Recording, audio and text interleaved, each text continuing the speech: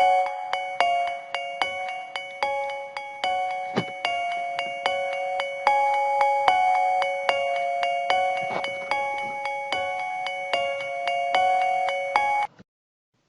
everybody, welcome to lecture number 10, Human Resources Security. In this lecture, we are going to discuss about 4 major topics. So the first one, security awareness, training and education. So the second topic is policies and employment practices. The third topic is email and internet use policies. And the fourth topic is going to be the computer security incident response teams. So if you see the first topic, that means the awareness, training and education. So you are going to talk about only these 3 things. Okay, so what is awareness, what is training and what is education as far as information security is concerned. In the second topic, we are going to talk about the security policies. What is a security policy document? What are the topics to be included in the security policy documents? What are the standards available to write a security policy documents? What is the life cycle, okay, of a security policy document? So all these things we are going to discuss in the policies. Then employment practices. In the employment practices, we are going to talk about what are the steps or the security measures that you have to take before hiring an employee. So during the employment period and while sending or while exit or sending the employee out. So during that particular period, what you have to do. So these are the 3 things we are going to discuss here in the employment practices. Then email and internet use policies. So as far as the email is concerned, so what are the steps, okay, what are the policies that you have to follow, okay, while using the emails and the internet. Okay, this is going to be a very general topic. Then finally, we are going for the CSIRT. So computer security incident response teams. So what is CSIRT? How they are working? So if there is any security incidents, how to inform to them. So all these things we are going to cover in the fourth topic, that is going to be the computer security incident response teams. So this is the outline of this particular lecture. Now let me start with the first one, security awareness, training and education. Now, as far as information security is concerned, there are so many standards and standard related documents available. Okay, plenty of standards available. Okay, if you take any standards or any standards related documents, all these things, they are addressing 3 important topics. The first one is security awareness. Second thing is a security training. The third one is a security education. So you cannot find a single standard or the standard related documents, okay, which are not addressing these particular topics. Now ISO 27002. So this is an information security standard. Then NIST, National Institute of Standards and Technology, that means 800. So this is a standard. So these 2 standards, okay, they are talking about security awareness, training and education. So this is going to be a very important one. Now motivation. Why we have to, okay, give more importance for security awareness, training and education. Okay, what is the motivation or what is the objective? Okay, security awareness, training and education programs provide 4 major benefits to the organizations. So what are the benefits? Means the first one, okay, improving the employee behavior. So as far as the information security is concerned, so the behavior of the employee is going to change because of security awareness, training and education. So this is the first benefit.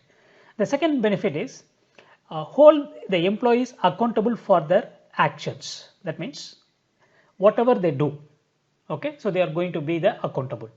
So that means we are giving more responsibility for the employees. Second thing. Then the third benefit is going to be mitigating the liability of the organization for the employee's behavior. Suppose if the employee's behavior is going to be a negative one, so he is going to lose something. So his behavior is going to affect, okay, it is going to be mitigating some liability. That means the responsibility for something is going to lose. Okay, this is the third benefit. The fourth benefit is complying with the regulations and the contractual obligations. So here obligations in the sense the duty or the commitments, okay, they have to follow, okay, the responsibilities given to them. So these are all the benefits of having security awareness, training and education. Now, if you see learning continuum. So what does learning continuum means? So this is going to be a layered approach. That means there are three different layers we are taking here. The first layer is going to be the awareness. The second layer, it is going to be the training layer. And the third one is going to be the education layer. Now, so this is an organization. I'm just having an organization, a group of people here. Okay, for example, you take your college of applied science. Okay, SUR or SUGAR or Salala. Okay, whatever it is. So here we are having some group of employees. Now, for these employees, IT related awareness, that means information security related awareness or training or education I'm going to provide. Now, for awareness, I'm going to select all the employees of my college. Okay, teaching staff, non-teaching staff, administrators. So everyone I'm going to call and I'm going to give some security program, security awareness program. So it is going to be a basic thing. It's going to be the beginning one. Then, so only few employees I'm going to select. For example, the people available in the LRC, I'm going to select them, and some people from the academic, okay, academic staff, okay, that means the teachers, I'm going to select, and I'm going to give some training to them. Then only few people I'm going to, okay, move to the next level. I'm giving a proper education to them. So what I'm trying to say here means, if you take an organization, for the employees or the people working in the organizations, you can have, okay, awareness. You can create awareness about the information security. You can give training and you can provide education. So this is going to be the three different levels of learning. Okay, so there is a need for a continuous of learning programs, starts from the awareness, building the training and evolves into the education. Now this model, so this is a model. So this model, it is called the information technology learning continuum model. So this model is giving you some layered approach. So the first layer is going to be the awareness layer. Second layer is going to be the training. In training, we are having two different layers here. Okay, then we are having the education layer. Okay, now I'm moving to the awareness, building at the bottom of the level. So this is the bottom. All the employees need the awareness of the importance of the security and general understanding of the policies, procedures and restrictions. So this is applicable for everyone. Okay, so call all the employees in your college and give a awareness program, information security awareness program. So this is applicable to all. Then the next level, if you go for, it is going to be the training. So this is two different layers, okay, represented by two middle layers. So this is required for the individuals who will be using the information system, IT systems, data, and therefore needed more detailed knowledge. So this is going to provide you more knowledge, technical skills, okay, how to handle with the threats, how to handle with the vulnerabilities, okay, and how to protect yourself from the security attacks. So this is a little bit technical one. Then the top layer is going to be the education. So this is primarily to the individuals who have specific role centered on the IT system. So here only few people will be selected. So you and me, okay, if you take, we are in the top layer.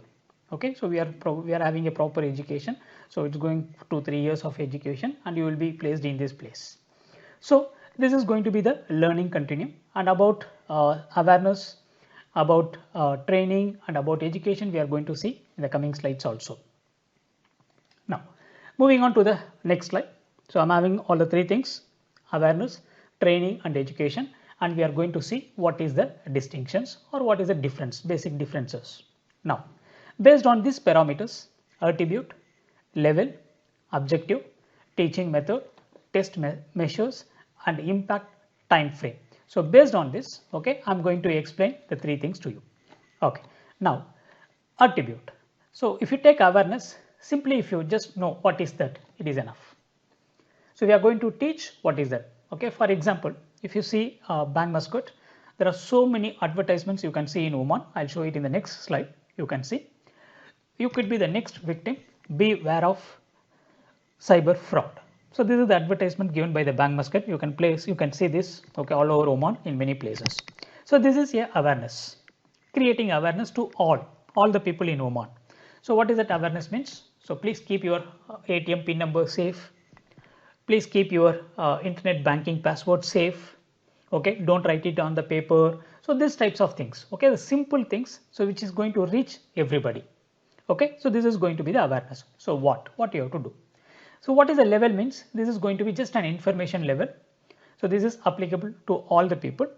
Then, so objective is recognition. So they have to understand, that's it. They have to understand what is cyber security, or they have to understand what is the information security. So that is going to be the objective here. Now how we can do this means by using some videos, some posters, newsletters. So this is going to be a poster. So you can find this poster all over, on many shopping malls they kept this. So you can have some posters, some pamphlets, or some small videos. You can have a very small videos you can create. So all these things, this is a teaching method. Then, so test measure means you can have some true or false question. Do you know, what is cyber security? So do you know, what is a PIN number, how to protect the PIN number, some basic things, like true or false questions, multiple choice things, enough. And this is going to be a very short term. So awareness means which is going to cover almost everybody. Nowadays everybody is started using the information security services. So everybody should be involved in the awareness. Now I'm moving on to the next one, second, the training. So the training, you can see you are going for skill. So what is the objective means? This is going to give or provide you some technical skill, and here you need some knowledge level, and here you are going to discuss how these things to be implemented. So you have to protect your password means how. You have to protect your online transactions, how. So this is going to be like the next level of from awareness to the training. So here you need some technical knowledge. Now, so how these things can be taught, or what are the different methods available? Teaching methods means so lecture, case studies, workshops, and then hands-on practices. So these are all going to be the training one. Then here you are going to do some problem solving things, and intermediate level. So if you take the skill level here means it is going to be an intermediate. Now moving on to the third one, it is going to the education. So the education, if you see the time frame, it is going to be the long term. So it is going to be either 3 years or 4 years of study. Then here it is not going to be any multiple choice or or true or false. Here it is going to be like a interpret learning, that means essays. Then what type of teaching methods means? So here discussions, seminars, background reading, even reading some research papers. So all these things involved here.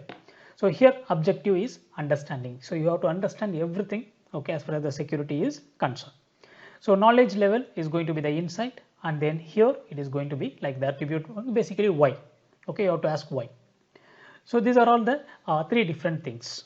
Awareness, training, and education.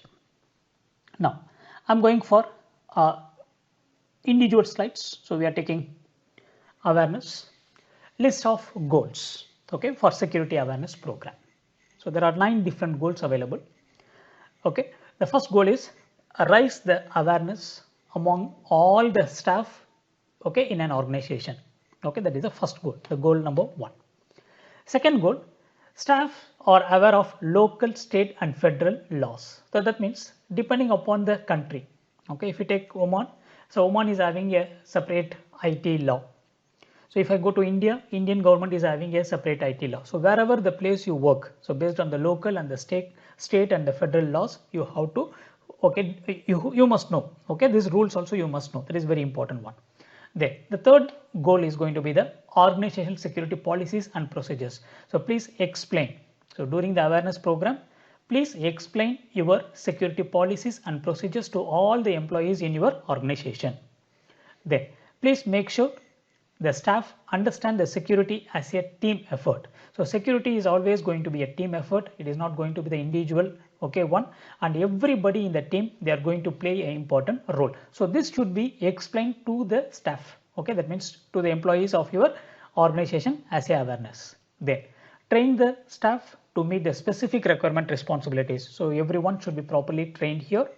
Inform the staff that the security activities will be monitored. So whatever you are doing, it will be monitored as far as the IT information security is concerned. Remind the staff that the breaches in the security carries consequences. So if there is any security breach, inside attack, you have to face the consequences. This should be informed to all the employees. Then staff that reporting, this is what this means. Most of the people, they are not at all reporting the attacks. So this is as a part of awareness, we have to inform to our employees, okay, if there is any security incident in your organization, please kindly inform to the concerned authorities. Okay, that is also the responsibility. So a security happen attack in a college, okay, for a particular student is facing some types of attack, means the student should inform this to the higher authorities. Okay, so this we have to teach them as a part of awareness. Then finally, communicate to the staff the goal of creating a trusted system is achievable. So it is the responsibility of all, okay, so everybody together, okay, we have to create a trusted system in the organization. So if you take the awareness, these are all the 9 different goals. Now I'm moving to the next one. The next one is going to be the training part. So training means teaching what people should do and how to do it.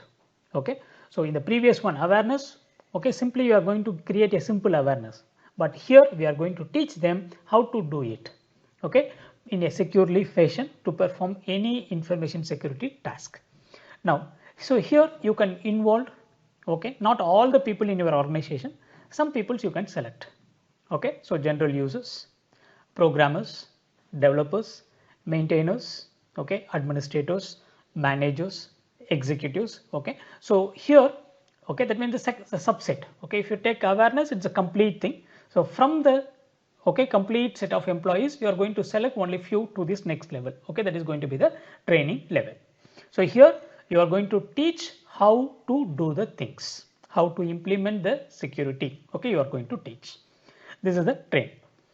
Now the third one is the education. So education is the most in depth. So here targeted as security professionals. So the output or the people who are going to be involved, they are going to be the security professionals and they are going to expert, okay, in the security. So employees, it's a career development. So your future, okay, those who are in this stage, so their future is going to be a completely information security related only. Then, so this can be provided by some computer courses, sorry, college courses, okay, so that's what you are doing now. Then a specialized training programs, okay, you can have a specialized program, for example, like certified ethical hacking, CCNA security, okay, so any security programs if you are taking, so these are all coming under the proper education. So these are the 3 things, okay. First thing is awareness, second one is going to be the training, and third one is the education. The second topic in this lecture is policies and employment practices. So we can divide this into 2 parts. So the first part, we are going to talk about security policies, okay, and in the second part we are going to talk about the employment practices. Now I'm going for the first part, which is the security policies. So what is a security policy? Means it is a formal statement of rules by which the people given access to the organization's technology and information assets, okay, must abide. So in very simple, so set of rules. Number 1, people those who are working in the organization, this is number 2, and number 3 is going to be the assets. So how people can use the information assets of an organization. So what they can do, what they cannot do, okay. So this is written in a very clear way in the in a document. That document is called security policy document. Okay, this is in a very simple way to understand. Okay, I repeat 3 things here: rules, second one is going to be the people, then the third one is going to be the information assets. So how the people can use the assets of an organization, what they can access, what they cannot access. Okay, suppose if something goes wrong, okay, what is the action taken, everything will be clearly written as rules, and this will be available in the organization security policy. Okay, so this is in a very simple way what is organization security policy is. Now moving to the next one, organizational security policy. It is need written security policy document. It is a policy document written by the every organizations. So here we are going to define what is a accepted behavior, expected practices, and what is the responsibilities of the employees. So everything will be clearly written here. It will be clearly defined here. Okay. So if you take, we are having different levels of employees. Okay, employee level 1, employee level 2, employee level 3. So what is the responsibility of each and everybody? Okay, it will be clearly written in the security policy document. Then, so this document will clear what is protected, okay, and why it should be protected. What are the security procedures you have to follow, and what are the security controls that must be implemented. Then the responsibility of, okay, the individuals, the responsibility for protections, then the basics to resolve the conflicts. If any conflict comes, that means emergency. If any attack happen, how to react, okay, how you can manage everything, it will be written in the security policy document. Then your security policy document must reflect, okay, executive security decisions. That means most of the time it will be decided by the top level, okay, the executive people, that means the top level management only, they are going to define all these things. Okay, so protect the informations, comply with the law, and meet the organization goals. So your security policy must do or must have all these things, okay, in it. Now the next one, security policy life cycle. So it is a document. So this document can be updated. It should be updated frequently. So you cannot have the same document for so many years. Okay, so we are having a security policy document now. So I felt there are some flaws available or something needed, okay, to be changed, need to be changed. So in that case, what I can do means I can do the assessment and I can change my security policy. I can update my security policy document. So there is a life cycle maintained here. Okay, what is the first step means risk analysis. So risk analysis is a very big topic actually. So what does that means? You have to identify all the assets of your organization. For every asset, you have to identify what are the risks available. Then you have to assess what level of risk it is. It is high or low, okay, or medium level. So like that, and you have to make a document. So that is called the risk analysis. Okay, this is a very important topic, but we are not having that in computer security A in our course. We are not studying about it. So risk analysis you are going to do. So based on the risk analysis of your organization, you are going to write your policy. So the policy document will be written. Then, so whatever the policy document available, it should be approved by the higher authorities of your organization. Now the next stage is going to be the policy approval. So once if the policy is approved, everybody must follow it. Everybody is going to follow that. Now the next one is raising the awareness. So you have to call all the employees of your organization. You are going to give a copy of your security policy document and you are asking them to read it. Then you are going to explain, okay, what are the things, what is the responsibilities, okay, everything we are going to explain to the employees. That means the raising the awareness. So once, okay, the awareness is raised and then policy is coming to the implementation. So policy is implemented. Now, so the same policy you cannot follow for many years. So whenever you need, you have to do reassessment. Okay, so the reassessment means updating the policies or changing, okay, the policy document. So after the reassessment, so you are going again for the risk analysis and then you are going to write the new policies, or sometimes after reassessment directly you can go for the policy development. So no need to do the risk analysis every time. Only first time if you do, okay, you can come like this, then reassessment, then you can go for the policy development. So this is, okay, all about security policy life cycle. So what we are understanding from this particular slide means the security policy document, okay, it's not going to be a fixed one. Okay, it will be keep on changing depending upon the organization's requirement. Now, document content, information security policy document content. What should be available inside the information security policy document? So a very big list is available. So what is the reason of the policy? Who developed the policy? Okay, it was approved by whom? Okay, so whose authority sustains the policy? Which laws or regulations is it based on? Based on what rules and regulations? That means the laws and regulations.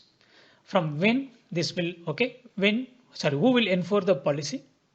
How will the policy be enforced? Okay, whom does the policy affect?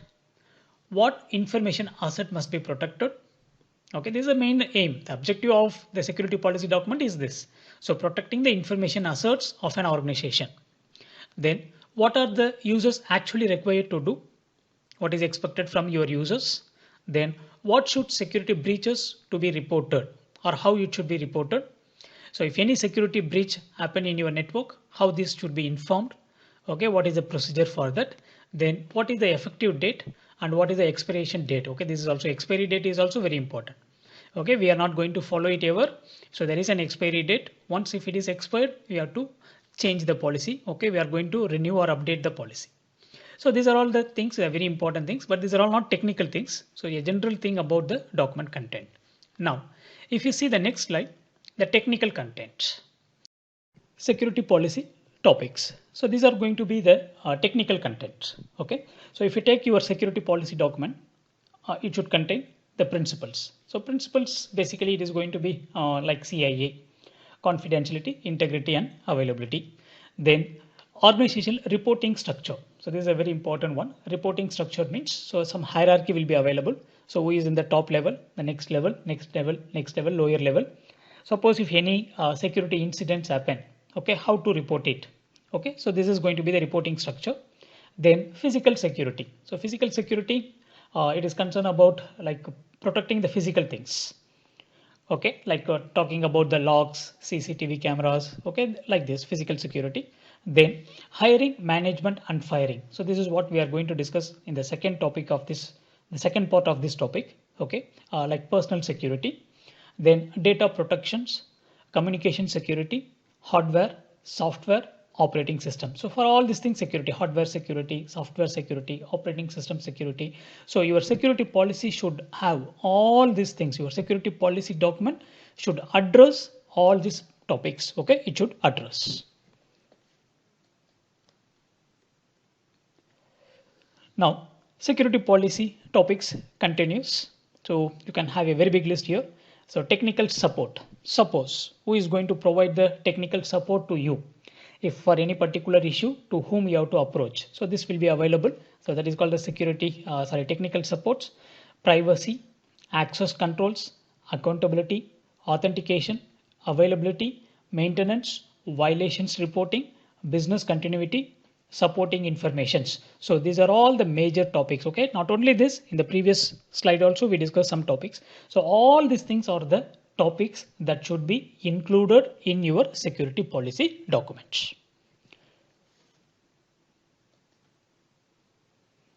Now, so what we discussed so far means, so we discussed what is a security policy document. Then we discussed about okay, the topics. What are the different topics to be addressed or to be included in a security policy document? Then we discussed about the security policy life cycle. Now, the next one is going to be the resource. Resources means, so I decided to go for a security policy document for my organization. Okay, for example, you take Sur College of Applied Science. We decided to go for a security policy document. So can I just take a paper and write it? Okay, all the topics can I include means no. So I have to follow some standards. So there are some standards available.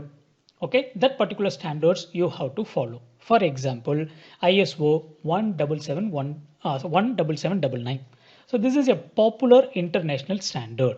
So it is having a comprehensive set of controls, a convenient framework for the policy authors. So if you are decided to go for a security policies, or if you decided to write a security policy for your organization, means you have to choose any of the international standard. Okay, the popular international standards, you have to choose it and you have to use it. Now, so ISO 17799, this is a very popular international standard for writing the security policies. And also there is another one is called COBIT. So COBIT means control objectives for information and related technology. Okay, so it is a framework for developing, implementing, monitoring and improving the IT governance and management best practices. So this is also a standard. So you can go for the COBIT also. Then standards of good practices for information security. So these are all the standards available, and some more organizations also they are giving CERT. Okay, computer emergency readiness team, they are also giving some framework for us for writing the security policy documents. CIO, okay, they are also okay, chief information security officer.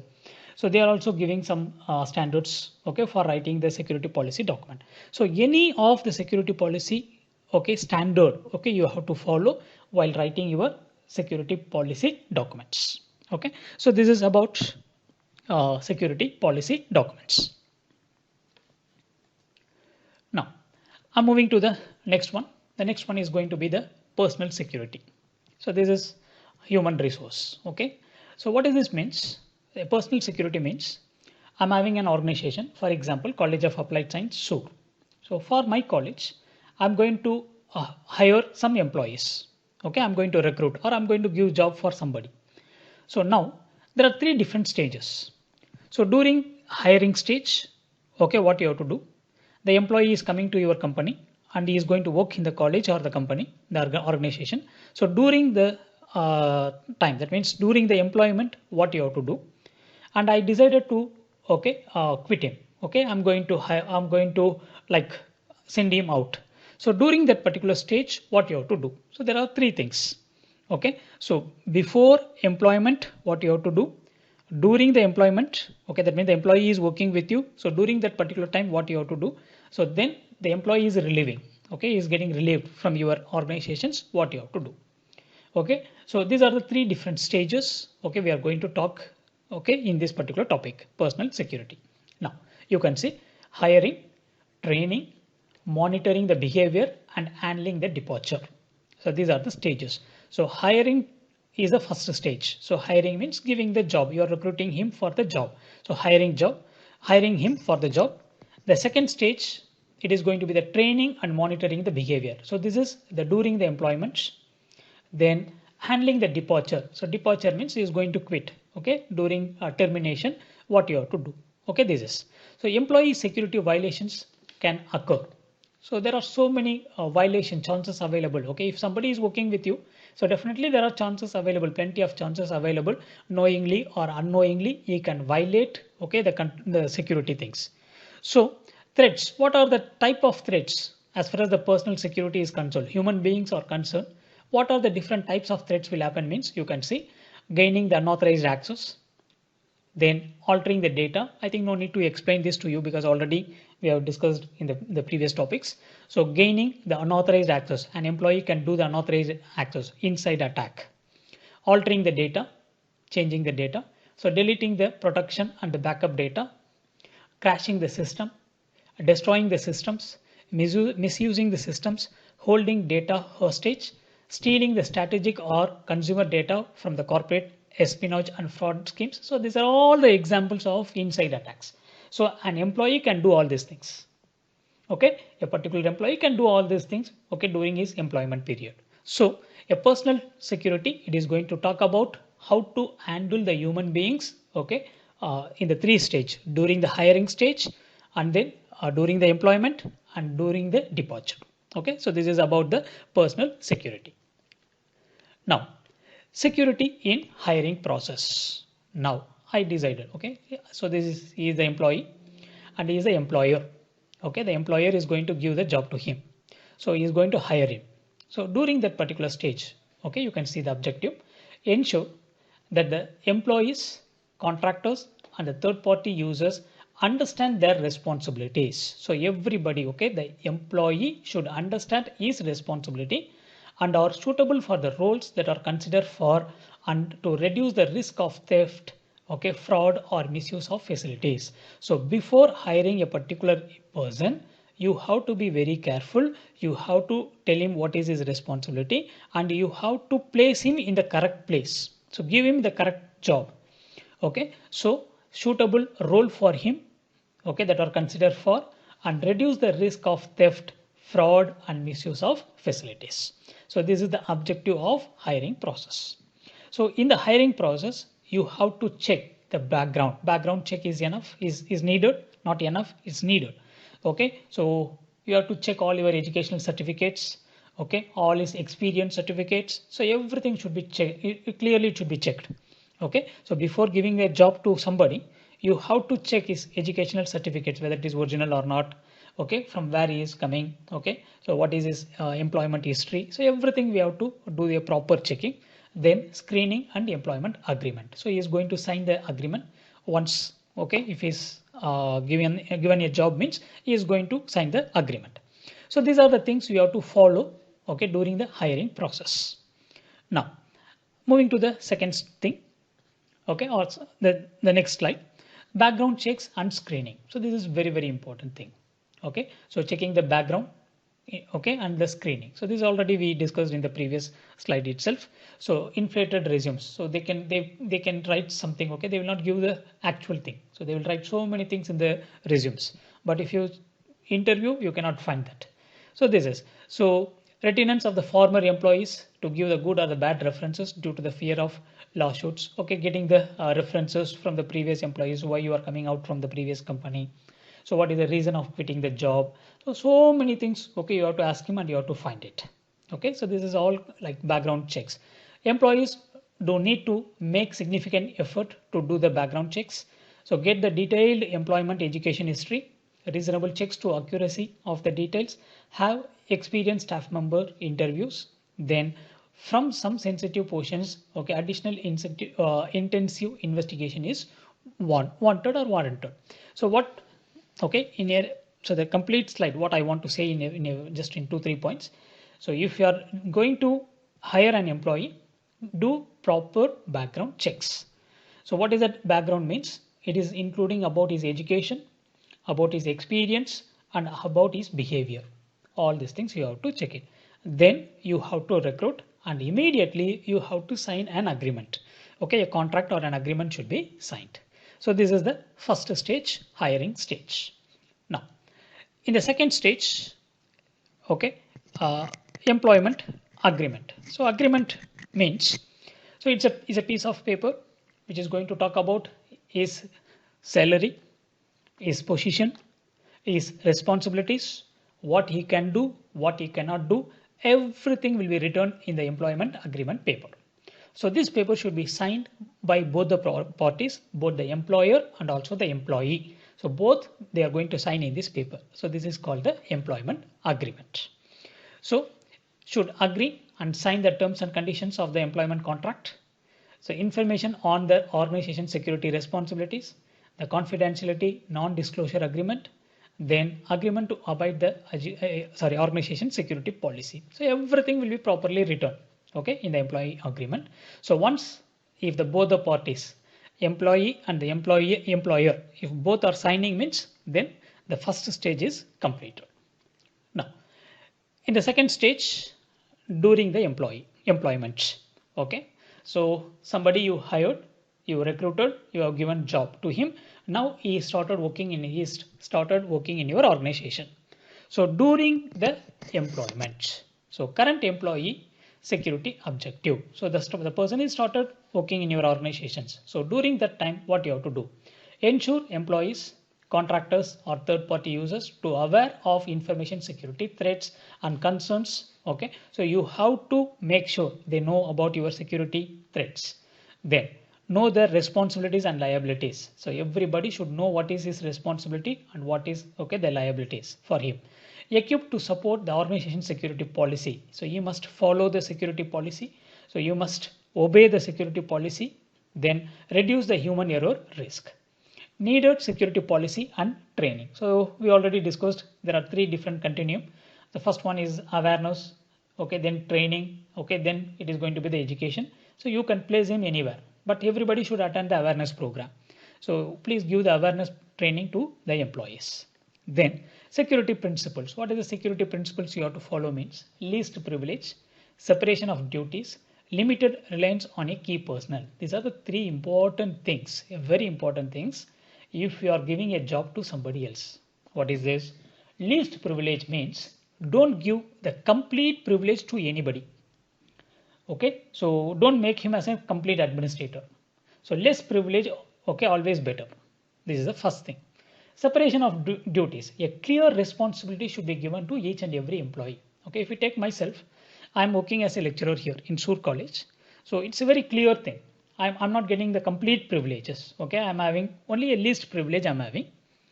Okay, so I cannot decide everything. If I want to decide something means I want to contact my head of the department, my supervisor.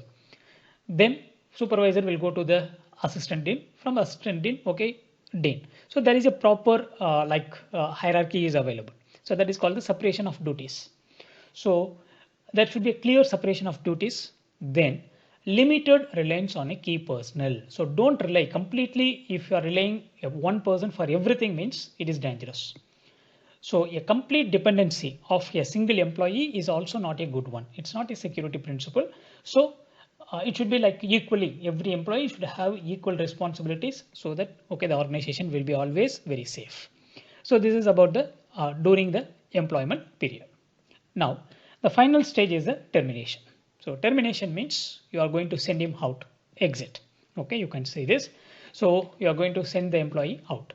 So during that particular time, what you have to do means, so ensure, okay, the employees or the contractors or the third parties, anybody, exit the organization or change the employment in an orderly manner. So this should be done in a very ordered manner. What is that order manner? Orderly manner means there are some procedures available. If I want to quit, okay, if I want to quit from the college, what I have to do means I have to give a proper notice, a prior notice I have to give. So 3 months before I have to inform to the college. So I want to exit. So this is the first step. Then the second step, I want to clear all my liabilities, any books, okay, any equipments, my computers, laptops, okay, my username, password, everything I want to return to them. So this is going to be the second stage. Then the third stage. So financially I want to clear. So these are all different steps available. This is called the order manner. Okay, in an orderly manner, okay, the termination tool must take place. Then return all of the equipments and the removal of all access rights are completed. So every equipment should be taken from him back. Whatever given to him, it should be taken back. And also all the rights, the access rights, privileges, anything given, okay, any usernames, email IDs. So everything should be properly taken back from him. Then, so critical actions you can see, remove the name from the authorized access list. Remove his name. Okay, the particular employee's name we have to remove. Then inform the security guards. Okay, this is very important. So please inform the security guard. This person is not allowed from tomorrow. Finished. Then remove the personal access codes, any PIN numbers, passwords, lock, change the lock combinations. Okay, suppose if he is using the same lock for 10 years. So change the lock. Then reprogram the card, access cards, any biometric cards available, you can re-access, okay, you reprogram it and remove all the, recover all the assets. So these are all the actions that you have to do while termination of employee. So there are 3 things we discussed. So before the employment, during the employment, and then during the termination of employment. So what you have to do. So these are all talking about the human resource security, or we can say it is a personal security. So this is the end of the second topic. Now moving on to the third one, it is the email and internet use policies.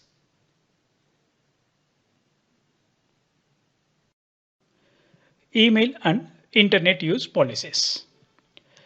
So what is the motivation? So why we are going to talk about email and internet use policies means, if you see the 3 things, first thing is the email, second one is the internet, and third one is the printers. So these are the 3 major resources which are misused by the employees in all the organizations.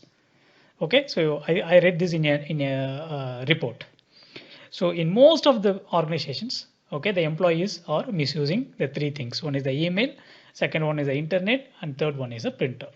Okay, so this is the motivation. Okay, you can see there is a very big list is available. What does that means?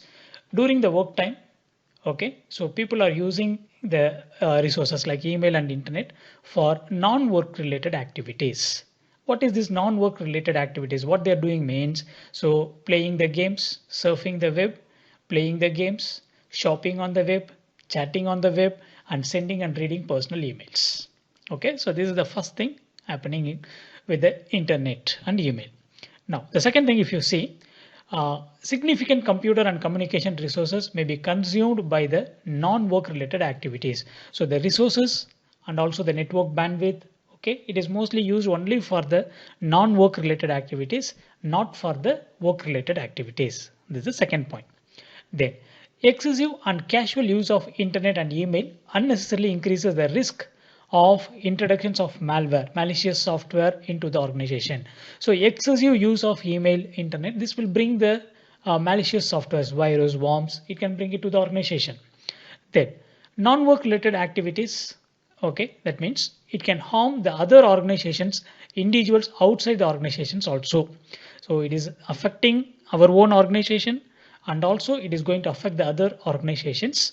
Okay, the employees or the organization it is going to affect. Then email and internet may be used as the tools for the harassment by one employee against the another employee.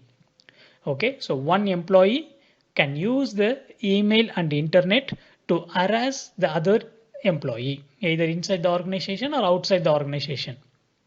Then inappropriate online conduct by the employee may damage the reputation of the organizations. So if a particular employee is doing some unnecessary thing, means it is going to damage the reputation of our own organizations. It will affect. So these are all the things which is happening. Okay, it's common, very common. Okay, which is happening inside the organizations because of email and internet. So we need a very clear policy for internet usage, okay, and email. Now, suggested set of emails and internet use policies. So these are all the set of policies which are suggested for us. So you can implement this in your organization. So what does that means? Business use. Business use only. That means email and the internet of an organization should be used only for the proper purpose, only for the business purpose only. It should not be used for the personal use. Number one. Number two.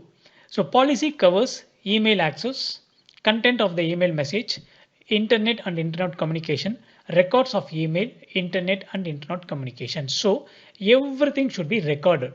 Whatever he is sending, whatever he is receiving, everything should be recorded. Then ownership. Okay, so this is called the policy scope. Third thing is going to be the content ownership. That means whatever the files or the data which you are sending through the email, it is the property of your organization. So this is the content ownership. Okay, it is not yours. You are writing something. I'm using the college email ID cas.edu.poem. I'm writing a email ID means whatever the message available there, whatever the files I'm attaching there, it is going to be the property of cas.edu.poem. So this is called the content ownership. Next one, privacy. No expectation of privacy in the use of company provided email ID or internet access, even if the communication is personal in nature. So there is no expectation of privacy in their use of company provided email. That means your company email can be read by others. Okay, means your higher officials can monitor your email. Okay, this is then standard of conduct. So what does that means? Expected to use good judgment and act okay courteously and professionally when using the company provided email and internet access. So whenever you are using the company provided email ID or the internet, so act professionally. Okay, you have to be in a genuine way. So use it in a very good way. Okay, that is the thing. Then reasonable personal use. So a very less amount of personal use is allowed. So we are not going to say 100% you cannot use it for personal. So make a responsible personal use of company provided email ID and the internet access provided, such as okay, does not interfere with the employee's duties, don't violate the company policy, so unduly burden the company's facilities. So what does this means? With minimum, okay, with minimum relaxations they are giving. Okay, if you ask me, I can say this is no for this. Okay, no personal use. So these are all the suggested set of email and internet use policies. So the list continues.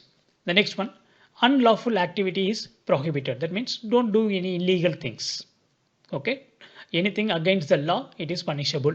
Okay, this is going to be the unlawful activity prohibited. Then security policy must follow the company's security policy while using the email and internet. So you have to follow whatever the security policy of your organizations while using the email and internet access. Then company policy must follow all the other company policies when using the email and the internet access. Okay, I'll just summarize it. What is this means? So you have to follow your own company's, okay, your own organization's policy, but at the same time you have to follow the other organizations also. Suppose from X to Y, I'm sending an email means X is my organization, Y is somebody's organization means, so Y organization's policy also I have to follow. Okay, I should not disturb them. Okay, I should not send any unnecessary thing. Okay, like distributing the pornography, harassment. So all these things, unauthorized disclosure of confidential or proprietary information. So all these things you have to avoid.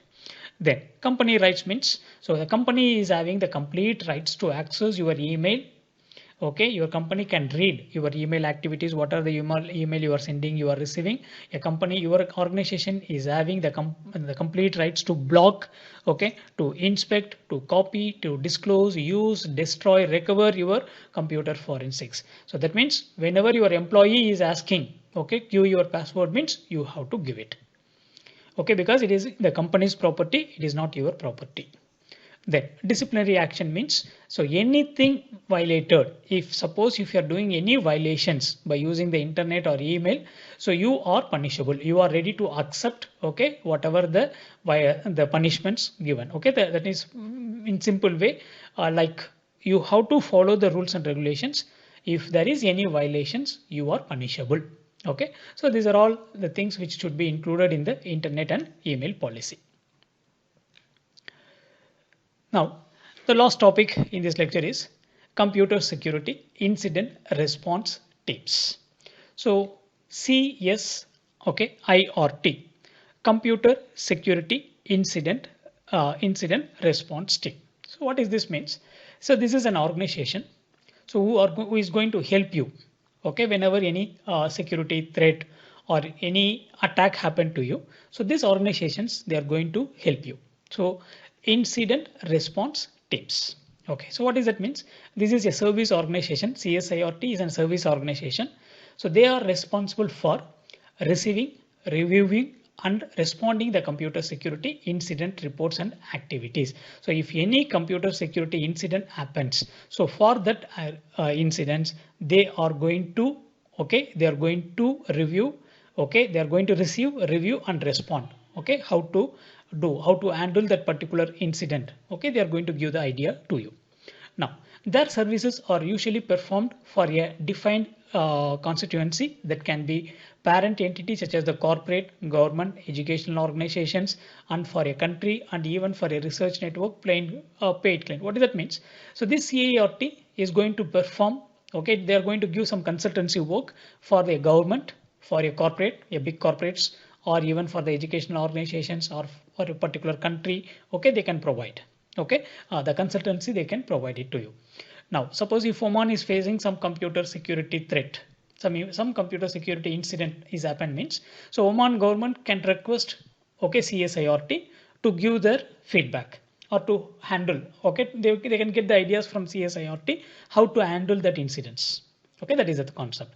Now CSIRT can be formalized team, or they can be a ad hoc teams. So there will be two different types of teams. So in the CSIRT, to handle the security incidents. So the first one, formalized team, means they are going to perform incident response work as its major function. So this team is going to be a permanent team. Okay, a group of experts will be working, and they will be working on the different types of security incidents that are happened. Ad hoc team means these teams can be created whenever they want. Suppose a very big security incident happen, okay, in some country, they want to manage this, means, so they can create a ad hoc team, okay, a temporary team they can create, and this temporary team, they can go and handle that, okay, so, computer security incident. So this is two different teams, formalized teams and ad hoc teams. Now if you take the categories, so categories of CSIRTs, computer security incident response teams. So there are 6 different categories available. So first, internal CSIRT, second one, national CSIRT, coordination centers third, fourth one, analysis centers, fifth one, vendor teams, sixth one is incident response providers. So these are the 6 categories of CSIRTs. Now I'm going for the first one, internal CSIRT. So they are providing, okay, incident handling services. Okay, so incident handling services, security incident handling services to the parent organizations. Okay, parent organizations means here like banks, manufacturing companies, so universities, or some governments, okay, federal agencies. Okay, so these are all some of the organizations. So for them, okay, incident handling services will be provided. So they are called internal CSRTs. Now, national CRTs means, so they will provide, national CSIRTs will provide the incident handling services for a country. Okay, for example, if you take Oman, in Oman we are having Oman National CERT. Okay, I'm going to show that website and I'm going to show you some of the features available there. Okay, so they are called national CSIRTs. So they will go only for a particular company. For example, you can see Japan CERT is available, Singapore CERT, Oman CERT. Okay, they are called the national level. Now, the third one is the coordination centers. So this coordination centers, what they are going to do means they are going to be like a very small one. Okay, we can say like SOCs, security operation centers. Okay, they are called SOCs, security operation centers. So they will facilitate the handling of incidents across various CSRTs. And example, it includes the CRT coordinations center in the United States. Okay, which is going to have, okay, in a very simple way I'll tell. Okay, for example, if a country is a very big one, so they are going to have many CSIRTs in many places, internal. All the internal CRTs, it will be coordinated okay, by a single person. Okay, a single unit is going to coordinate all. So that is called the coordination centers. Then analysis centers means, so they are going to do the analysis. That means synthesizing the data from the various sources and to determine the trends and the patterns. So what type of attack is going on? Okay, who is doing this? So they are going to do the analysis of the incident activities, and this information can be used to help the predict future activities or to provide the early warning activity matches to the to determine, to fix who is that. So they are collecting the attacks, that means the incidents from the different sources. They will determine the trends and patterns. They will do some analysis and they will find out, okay, they will predict the future activities and they will provide the early warning to everybody. So they are called analysis centers. Then vendor teams. So this is the next category of CSIRT. So vendor teams means this handle the reports of vulnerabilities in their software or hardware products. So they are going to just giving the vulnerabilities in their software and hardware products to the CSIRT. So they may work within the organizations to determine if their product are vulnerable and to develop the redemptions and mitigation strategies. A vendor team may also be the internal CRT for the vendor organizations. So this is vendor teams. They can participate in the internal CRTs. They will provide all the vulnerabilities, okay, the vulnerabilities that they are having. So this will be provided to the internal CSRTs. Then the last group of CSIRTs is incident response providers. So they offer incident handling services as for fee services to the other organizations. So this is like a payable services they are going to provide. If any incident happens, okay, for example, in our college, suppose a security incident took place. So I can call this incident response providers. I can call them. So I can explain what are the things happen and I have to pay for them. So they will find, okay, what type of attack, so who has done this, so what is, okay, what we have lost. So everything they are going to do the analysis and they are going to handle the incidents. So these are all the different categories of CSIRTs. Now, if you take Oman, in Oman we are having CERT, okay, Computer Emergency Response or Readiness Team. Okay, they are called OCRT. So this is the website of OCRT. So I'm going to show that, okay, website, and you can understand what are the features available there.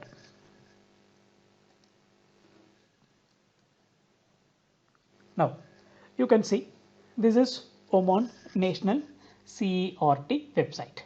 So CERT stands for Computer Emergency Readiness Team. So they are the national level. Okay, so they are going to handle all the incidents which are happening only in Oman. So it is a national level CSIRT. Okay, now, so in this website, okay, you can see there is an option available, report security incidents. Okay, suppose if you are facing any security incident in your organization or in your home, okay, you are using a personal computer and you are having, okay, some security incident took place. So what you have to do means you have to inform this. Okay, you have to report to the CERT of Oman. Now I just click on this report security incidents. I just click on that. You can see the website. So online incidents report. Okay, so you have to complete it. So your name, your email ID, your contact number, then incident severity. So what type of severity? That means the impacts. You might have studied about this in lecture number 1.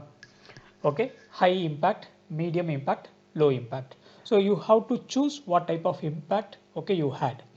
Then what type of support you need from, okay, Oman CERT, Computer Emergency Response Team. What type of support you need? You can select. Okay, you need some simple assistance, you need some investigation, or you need some consultancy, or you need some information request. So what type of support you need? You can select the support, and then incident details. So you have to complete. So what type of incident took place? So complete informations you have to write. I lost my data. So there was a ransomware in my website, in my computer. So I lost all my data. It is okay. It is all the files converted into something. So whatever it is happened, you can write it. Okay, then you can submit it. So once if you submit, so you will get a confirmation email from the Oman National CRT, and they will what to say? They will analyze this, and they will contact you, and they will help you. Okay, so this is the way you have to inform the report. Sorry, inform the incidents. So if any security incident happens, as a security professional, you have to inform this to the Oman National CRT. Okay, so this is the first thing I want to tell. Then if you go for this website, okay, Oman National CRT, there is option available here. You can see in the menu bar, you are having career guidance. So here, so they are helping the students. Okay, so if you are a security information security aspirant, okay, if you want to become a security professional means, so they are helping the students in many ways. You can see information security positions. So positions means they are talking about the different positions in the information security.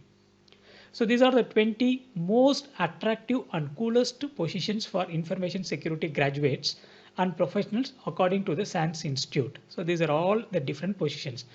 Application penetration tester, okay, CASO or ISO or director of security, computer crime investigator, disaster recovery business continuity analyst, forensic analyst, incident reporter. So these are all different positions. Okay, you can say job positions available. Okay, you can choose anything. I want to become a security analyst.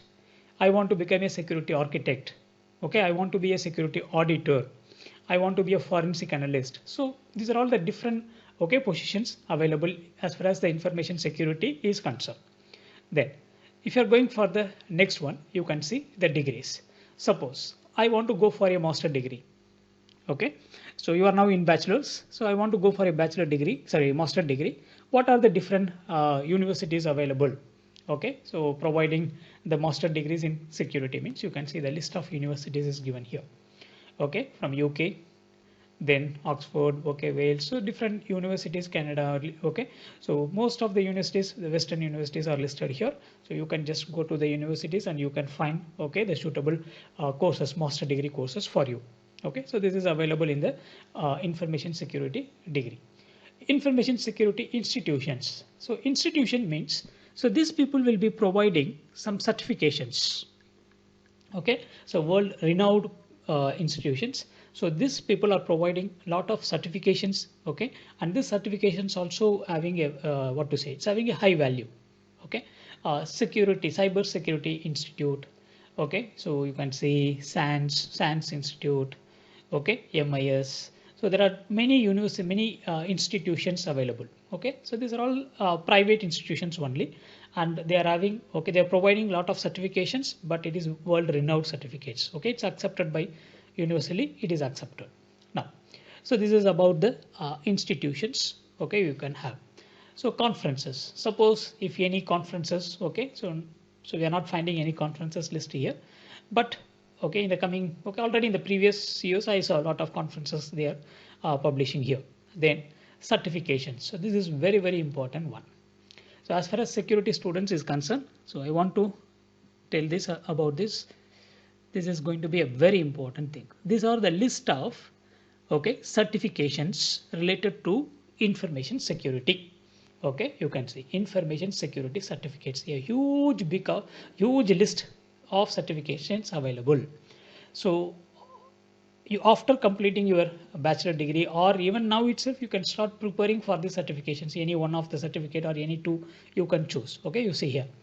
So advanced information security certificate, anti-hacking certificates, okay, certified ethical hacking. So I have CEH, I have completed CEH, certified ethical hacking, and I'm planning to go for CISSP. The next certifications I'm planning for certified information system security professionals. So this one I'm planning. Okay, there are a lot of certifications available. So these are all okay. What to say? It's high valued certificates. Okay, so you can choose any of the certifications and you can prepare yourself for that. Then the next one is going to be the job vacancies. So if there is any vacancies related to the security, they will post it here. So this is a very important thing as a student. Okay, you have to visit all the links. Now the next one is very important thing is the library.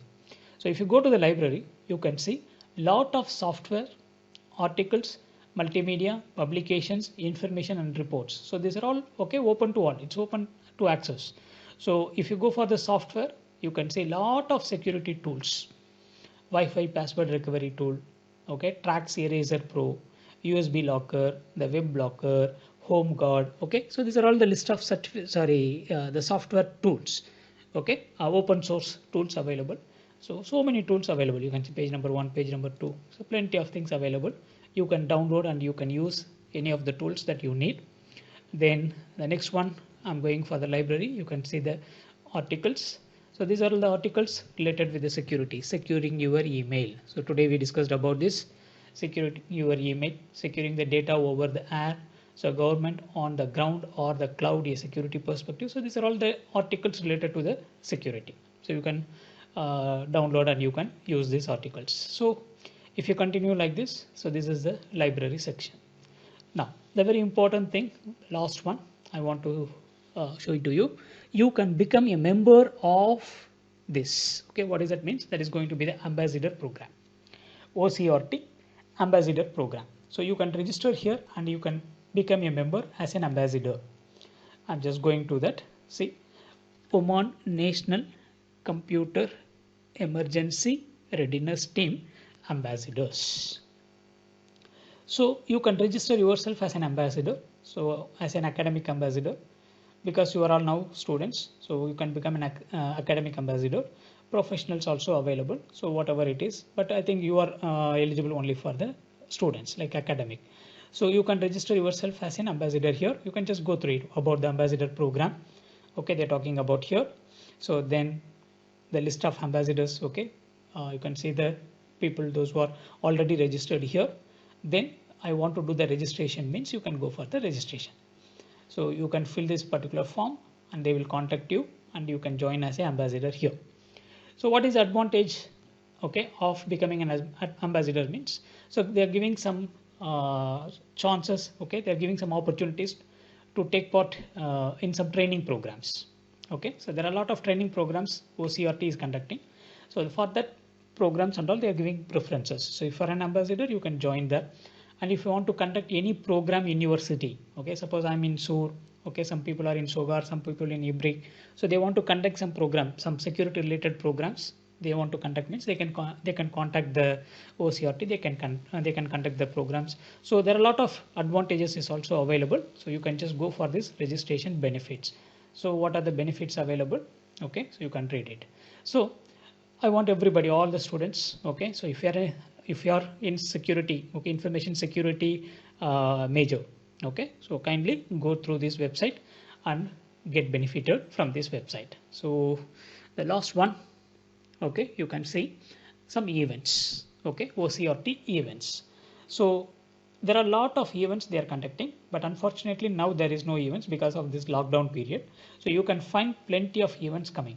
So you can see Safer Internet Day. So then the next one is the Regional Cybersecurity Week. Then OICCRT drill. This is something training program like a workshop. So there are so many events. The OCRT is conducting. You can participate in that event also. So this is all about lecture number 10, human resource security. So thank you very much. Keep watching.